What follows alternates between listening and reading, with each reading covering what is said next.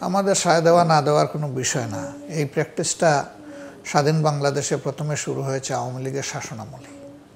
অসংখ্য দলকে নিষিদ্ধ করা হলো প্রথম দফায় ৭২ সালে। তারপরে আবার ৭৫ সালের ৫ই জুন সংসদে একদলীয় শাসন ব্যবস্থা কায়েমের যে সংবিধান পাশ করা হলো, এটার মাধ্যমে স্বয়ং আওয়ামী লীগ সহ সকল দল নিষিদ্ধ করে একদলীয় বাসকাল তারা কায়েম করলেন। তো আওয়ামী লীগ যখনই ক্ষমতায় যায় তখন নিষিদ্ধ ঘুর তাদেরকে, এই রোগ তাদেরকে পেয়ে বসে। আর তাদের এই কষ্টের জায়গাটা, প্রতিশোধের জায়গাটা সঙ্গতভাবেই তারা যেহেতু একটা আদর্শ লালন করেন, যে আদর্শটা ইসলামের সাথে যায় না, এই জন্যে তাদের ক্ষোভটা প্রথমেই পড়ে ইসলামপন্থীদের উপর। তো অতীতে ৭২ সালে শুধু আমরা না, সকল ইসলামপন্থী দলকেই কিন্তু নিষিদ্ধ করে দেওয়া হয়েছিল। আর এবার আন্দোলন যখন তুঙ্গে, যখন তাদের পতন নিশ্চিত, একেবারে দ্বার প্রান্তে এই আন্দোলনের সফলতা, তখন আন্দোলনের ইস্যু ডাইভার্ট করার জন্য তারা এই কাজটা করেছিলেন।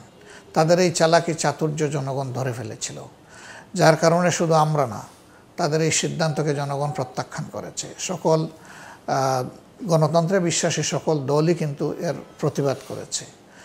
আলহামদুলিল্লাহ, তারা আমাদেরকে নিষিদ্ধ করেছেন ১ তারিখ, আর কার্যত জনগণের দ্বারা তারা নিষিদ্ধ হয়ে গেলেন ৫ তারিখ। এটা আল্লাহর বিচার, এখানে আমাদের কোনো হাত নাই।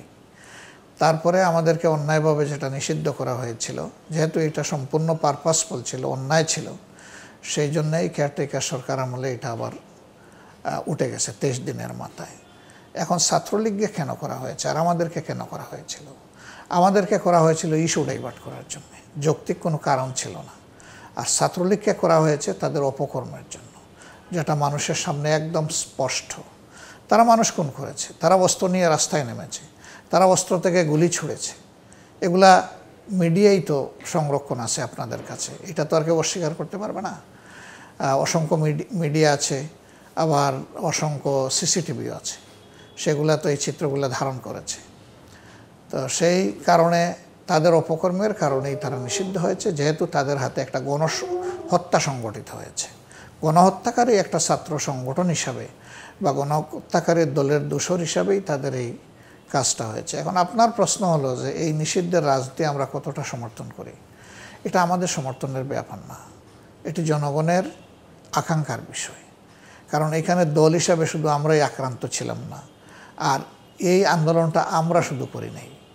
এই আন্দোলনটা মূলত শেষ পর্বে এসে ছাত্র যুব সমাজ করেছে, এবং তার সাথে দেশবাসী যোগদান করেছে, যারা গত ১৫ বৎসর নিগৃহীত ছিল, নির্যাতিত ছিল, জুলুমের শিকার ছিল, সবাই শরিক হয়ে গেছে এখানে। সেই হিসাবে আমরাও শরিক ছিলাম। অতএব এটা আমাদের কোনো দৃষ্টিভঙ্গি না, আর আমাদেরকে জিজ্ঞেস করেও সরকার এটা করে নাই। সরকার তার দায়বোধের জায়গা থেকে জনদাবির কাছে, জনদাবিকে সম্মান করে হয়তো তারা এটা করেছেন।